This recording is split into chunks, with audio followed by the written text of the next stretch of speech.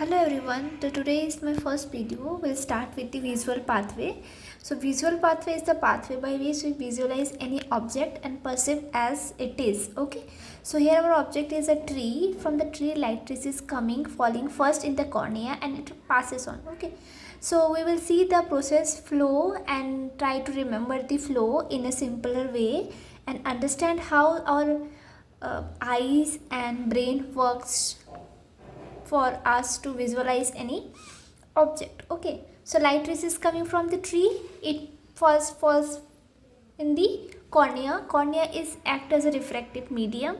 First the light rays refract in the cornea and it will pass to the anterior chamber of aqueous humor. The anterior chamber of aqueous humor is present between the cornea and the pupil, and the posterior, and then it will pass to the pupil, and from the pupil it passes to the posterior chamber of aqueous humor. The posterior chamber of aqueous humor is present between the pupil and the lens, and the light then passes on the lens, and from the lens it passes to the vitreous humor.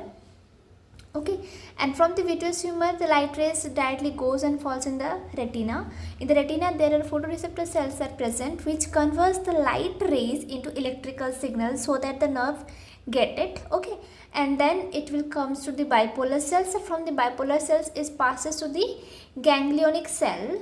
The axon of the ganglionic cell receives the electrical signals and pass to the nerve fiber.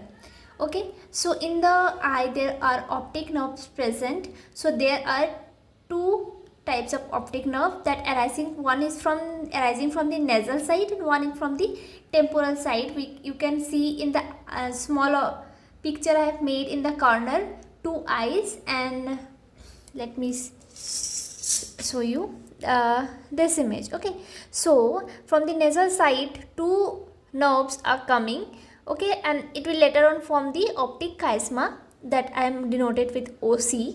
Okay, so two from the nasal side and two from the temporal side. Okay, now the optic nerve follows and form the optic chiasma, where the optic nerve arises from the nasal side, crosses and make a crisscross, and then it will passes on as a optic tract. The optic tract consists of the crossed nasal side optic nerve and the optic nerve of temporal side, and it will goes to the thalamus. Okay, thalamus has the visual cortex area which help us to visualize any object. So in the thalamus there are lateral geniculate bodies where the optic nerves reaches and finally reach to the visual cortex, will help us to visualize any object.